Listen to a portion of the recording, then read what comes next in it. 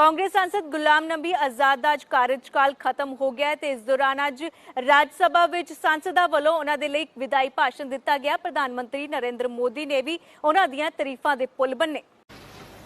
पूर्ण होने के कारण नए कार्य की ओर कदम रख रहे हैं। श्रीमान गुलाम नबी आजाद जी, श्रीमान शमशेर सिंह जी, मीर मोहम्मद फैयाज जी, नाजिर अहमद जी, मैं आप चारों महानुभावों को इस सदन की शोभा बढ़ाने के लिए आपके अनुभव का, आपके ज्ञान का सदन को और देश को लाभ देने के लिए और अपने क्षेत्र की समस्याओं का समाधान के लिए आपने जो कुछ भी योगदान किया है उसके लिए मैं सबसे पहले तो आपका धन्यवाद करता हूं।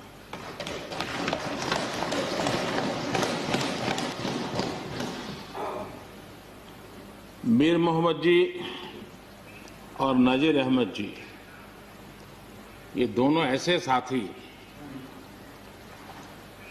सदन में शायद उनकी तरफ बहुत कम लोगों का ध्यान गया होगा, लेकिन कोई भी सत्र ऐसा नहीं होगा कि जिनके साथ मुझे मेरी चैम्बर में बैठ करके अलग अलग विषयों पर सुनने का, समझने का मौका न मिला। इवन कश्मीर की भी बारीकियां जब उनके साथ बैठता था, कभी कभी तो वो परिवार के साथ भी आते थे, इतने अनेक पहलू मेरे सामने रखते थे, वो मेरे लिए भी बड़ा एनलाइटनिंग रहता था। तो मैं हमारे इन दोनों साथियों का, जो मेरे साथ व्यक्तिगत रूप से नाता रहा और जो जानकारियां मुझे वो मिलती थी, मैं उसके लिए उनका हृदय से आभार भी व्यक्त करता हूं। और मुझे विश्वास है कि उनका कमिटमेंट और उनकी क्षमता, ये दोनों देश के लिए और विशेष करके जम्मू कश्मीर के लिए काम आएगी। देश की एकता, देश के सुख शांति वैभव को बढ़ाने में काम आएगी, जब मुझे पूरा विश्वास है। हमारे एक साथी शमशेर सिंह जी, अब तो याद भी नहीं रहा कितने सालों से मैं उनके साथ काम करता रहा हूं, क्योंकि मैं संगठन की दुनिया में का इंसान रहा, इसी क्षेत्र में मैं काम करता था। कई वर्षों तक जम्मू कश्मीर में भी काम करने का मौका मिला। तो मेरे साथी कार्यकर्ता के रूप में कभी एक स्कूटर पर ट्रैवल करने का मौका मिलता था। बहुत छोटी आयु में जो इमरजेंसी में जेल में गए, उसमें शमशेर सिंह जी थे। और इस सदन में शमशेर सिंह जी की उपस्थिति 96% है। ये अपने आप में, यानी जो दायित्व जनता ने उनको दिया उसको बिल्कुल 100% निभाने का प्रयास। मृदुभाषी हैं, सरल हैं, और मुझे विश्वास है कि जम्मू कश्मीर से रिटायर्ड होने वाले 4 आदरणीय सदस्यों के लिए उनके जीवन का यह कार्यकाल सबसे उत्तम कार्यकाल है, क्योंकि इतिहास ने एक नई करवट बदली है और जिसके वो साक्षी बने हैं, सहयात्री बने हैं। ये उनके जीवन की बहुत बड़ी घटना है। श्रीमान गुलाम नबी जी, मुझे चिंता इस बात की है कि गुलाम नबी जी के बाद इस पद को जो संभालेंगे, उनको गुलाम नबी जी से मैच करने में बहुत दिक्कत पड़ेगी।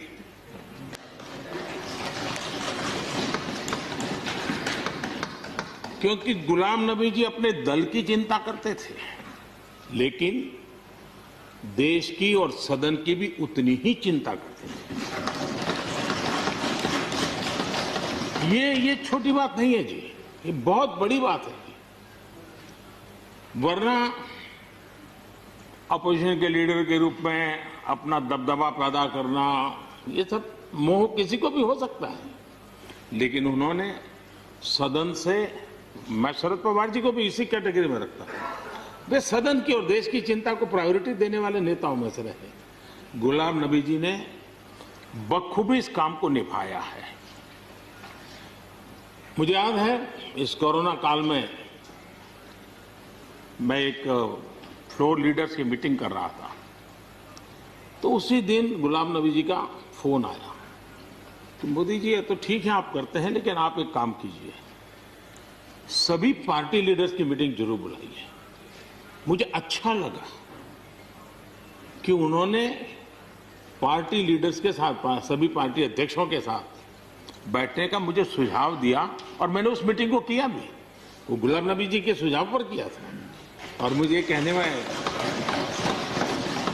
यानी इस प्रकार का संपर्क, और उसका मूल कारण है कि उनको दोनों तरफ का अनुभव रहा है, सत्ता दल का भी और विपक्ष का। 28 साल कार्यकाल, ये अपने आप में बहुत बड़ी बात होती है जी। फिलहाल समय एक छोटे ਜਿਹੇ ब्रेक ਦੇ ਉਸ ਪਾਰ ਦੱਸਾਂਗੇ ਕਿ ਪ੍ਰਧਾਨ ਮੰਤਰੀ ਨਰਿੰਦਰ ਮੋਦੀ ਕਿਉਂ ਹੋਏ ਭਾਵੁਕ।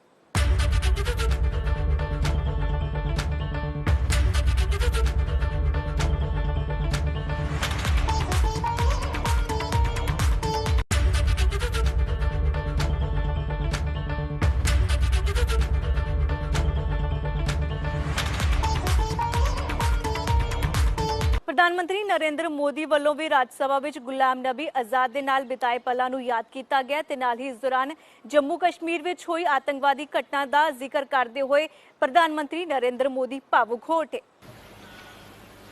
बहुत साल पहले की बात है, शायद अटल जी की सरकार होगी, मुझे याद नहीं रहा। मैं यहाँ सदन में किसी काम से आया था, मैं तो तब राजनीति में नहीं था,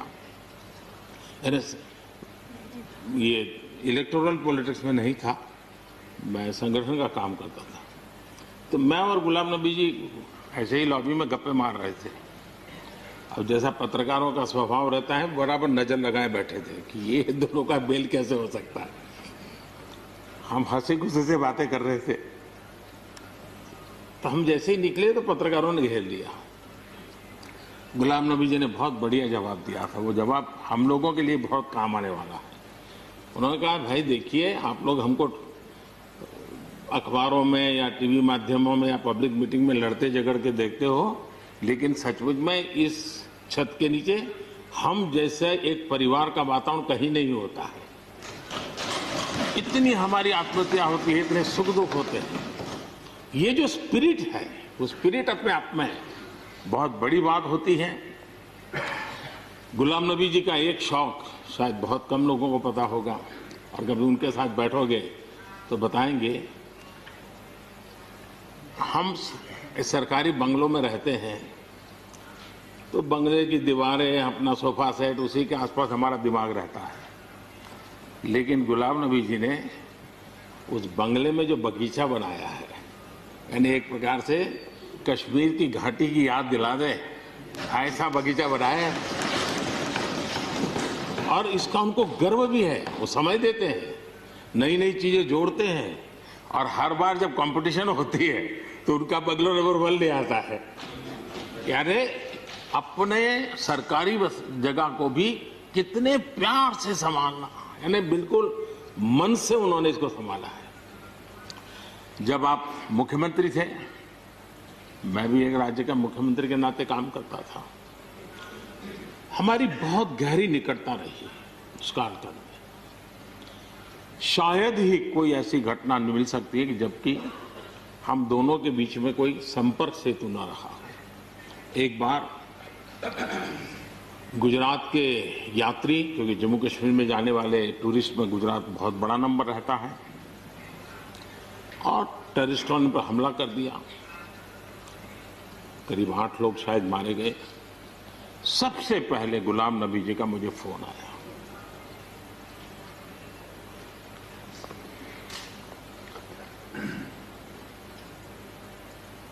और वो फोन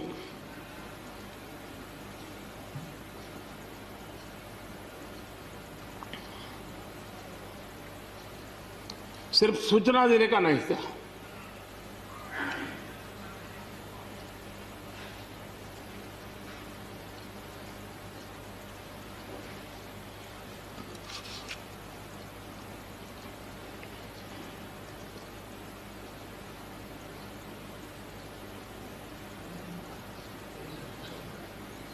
उनके आंसू रुक नहीं रहे थे। फोन पे उस समय प्रणब मुखर्जी साहब डिफेंस मिनिस्टर थे। मैंने उनको फोन किया, मैंने कहा साहब अगर फोर्स का हवाई जहाज मिल जाए इन डेड बॉडी को लाने के लिए। रात देर हो गई थी। प्रणब मुखर्जी साहब ने कहा आप चिंता मत कीजिए, मैं करता हूं व्यवस्था। लेकिन रात में फिर गुलाम नबी जी का फोन आया। वे एयरपोर्ट थे।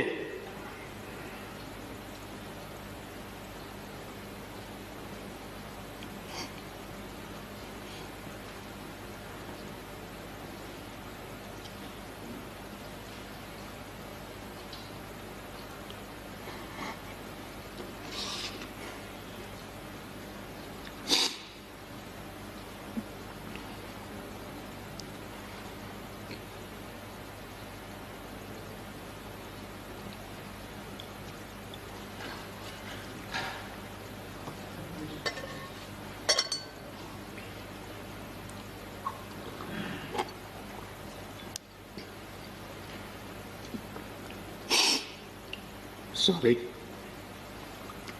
उस रात को एयरपोर्ट से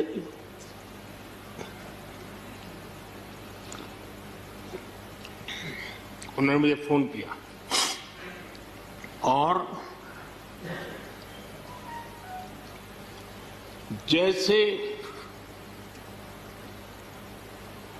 अपने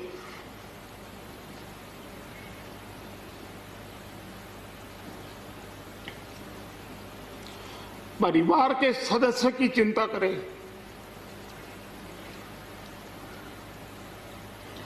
वैसी चिंता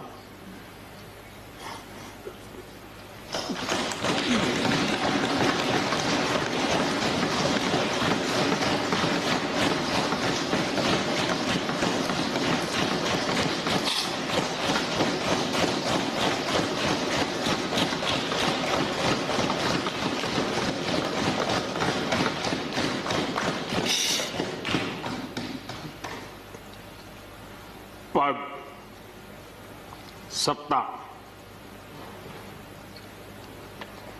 जीवन में आती रहती है, लेकिन उसे कैसे पचाना,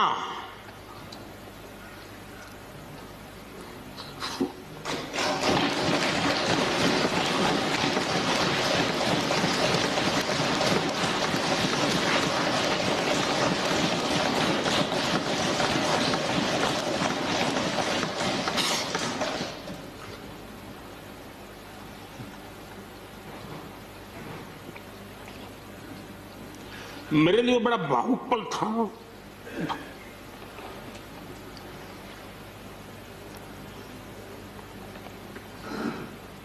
दूसरे दिन सुबह फोन आया कि मोदी जी सब लोग पहुंच गए।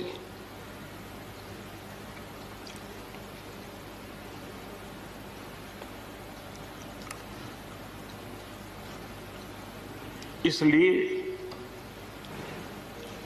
एक मित्र के रूप में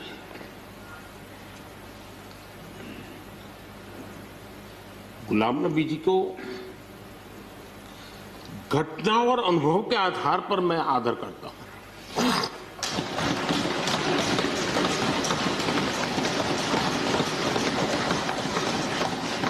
और मुझे पूरा विश्वास है कि उनकी सौम्यता, उनकी नम्रता, इस देश के लिए कुछ कर गुजरने की उनकी कामना, वो कभी उनको चैन से बैठने नहीं देगी। और मुझे विश्वास है कि जो भी दायित्व जहां भी वो संभालेंगे, वे जरूर वैल्यू एडिशन करेंगे, कंट्रीब्यूशन करेंगे और देश उनसे लाभान्वित होगा। ये सब मेरा पक्का विश्वास है। मैं फिर एक बार उनकी सेवाओं के लिए आदरपूर्वक धन्यवाद करता हूं और व्यक्तिगत रूप से भी मेरा उनसे आग्रह रहेगा कि मन से मत मानो कि अब आप इस सदन में नहीं हो। आप के लिए मेरे द्वार हमेशा खुले, इन चारों माननीय सदस्यों के लिए खुले हैं। आपके विचार, आपके सुझाव, क्योंकि देश में सब बहुत जरूरी होता है। ये अनुभव बहुत काम आता है, मुझे मिलता रहेगा, ये अपेक्षा मैं रखता ही रहूंगा। आपको मैं निवृत्त होने नहीं दूंगा। फिर एक बार बहुत शुभकामनाएं, धन्यवाद। फिलहाल समय एक होर छोटी ਜਿਹੀ ब्रेक ਦੇ ਉਸ ਪਾਰ ਗੁਲਾਮ ਨਬੀ ਆਜ਼ਾਦ ਨੇ ਵਿਦਾਈ ਭਾਸ਼ਣ ਦਾ ਕੀ ਦਿੱਤਾ ਜਵਾਬ।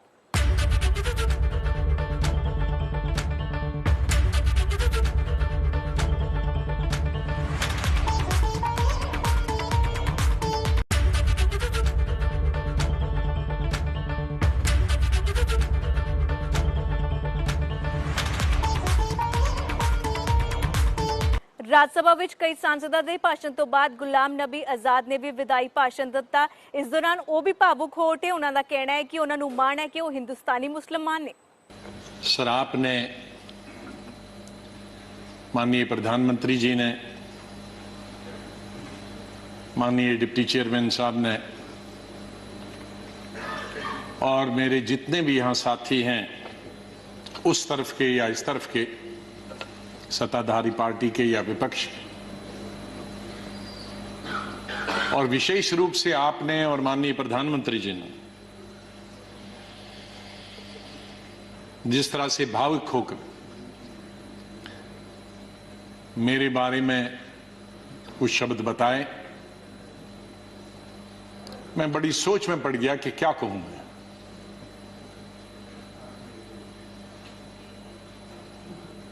मैं इन 41 वर्षों में जो मेरा लेजिस्लेटिव कैरियर रहा, 28 साल इस हाउस में, 10 साल लोकसभा में, 3 साल जम्मू कश्मीर की असेंबली में,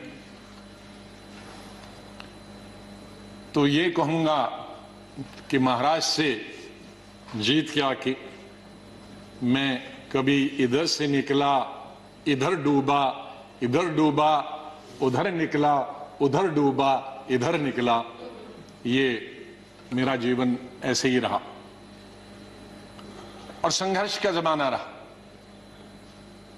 और मैं आज बहुत सारी चीजों को छोटा करने के लिए कुछ शेरों में ही खत्म करते हैं।